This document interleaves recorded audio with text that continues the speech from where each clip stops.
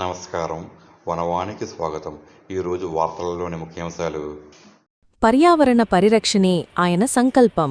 35 ఏళ్లుగా ఉచితంగా మట్టి గణపతుల పంపిణీ. లయన్స్ క్లబ్ కార్యదర్శి ద్వారంపూడి యువరాజారెడ్డి నిస్వార్థ సేవ. పర్యావరణ పరిరక్షణే లక్ష్యంగా కాకినాడ జిల్లా పెదపూడి మండలం గొల్లలమామిడాడ గ్రామానికి చెందిన సూక్ష్మ కళాకారుడు, వ్యాయామ దర్శకులు, లయన్స్ క్లబ్ కార్యదర్శి ద్వారంపూడి యువరాజారెడ్డి గత 35 సంవత్సరాలుగా ఒక మహత్తర కార్యక్రమానికి శ్రీకారం చుట్టారు. ప్రతి ఏటా వినాయక చవితిని పురస్కరించుకుని పర్యావరణ హితమైన మట్టి గణపతి విగ్రహాలను స్వయంగా తయారుచేసి ప్రజలకు ఉచితంగా పంపిణీ చేస్తూ ఆదర్శంగా నిలుస్తున్నారు. ఈ సందర్భంగా యువరాజారెడ్డి మాట్లాడుతూ, ప్రకృతిని, పర్యావరణాన్ని కాపాడుకోవాల్సిన బాధ్యత మన అందరిపైనా ఉంది.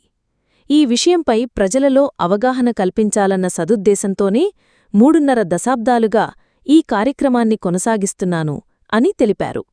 మట్టి గణపతులను పూజించడం వల్ల కలిగే ప్రయోజనాలను ఆయన వివరించారు.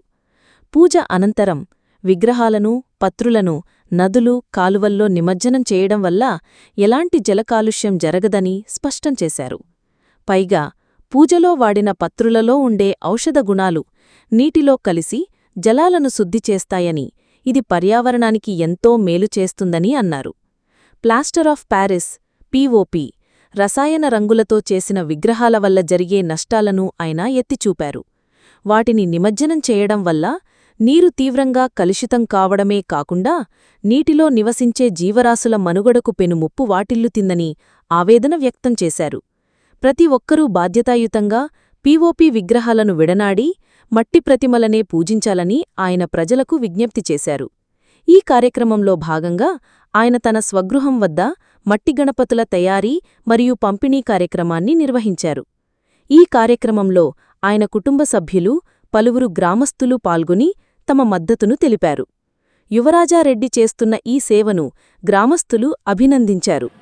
ప్రతి సంవత్సరం మాదిరిగానే ఈ సంవత్సరం కూడా గొల్లలమామిడాడ గ్రామంలో నా వంతుగా ప్రతి ఒక్కరికి కూడా మట్టి గణపతి విగ్రహాలను పంపిణీ చేయడం జరుగుతూ ఉన్నది. గత 35 సంవత్సరాలుగా ఈ యొక్క కార్యక్రమాన్ని స్వతహాగా మట్టి గణపతులను తయారు చేసి పంపిణీ చేయడం జరుగుతూ ఉన్నది. మట్టి గణపతులను పూజించడం వల్ల పర్యావరణాన్ని, ప్రకృతిని పరిరక్షించడంతో పాటు జలచరాల యొక్క మనుగడను మరింత ముందుకు తీసుకెళ్లేటటువంటి ఉద్దేశం ఉంది. అదే ప్లాస్టర్ ఆఫ్ ప్యారిస్ రంగులు వినియోగించినటువంటి ప్రతిమలను నిమజ్జనం చేయడం వల్ల జల కాలుష్యం ఏర్పడుతుంది.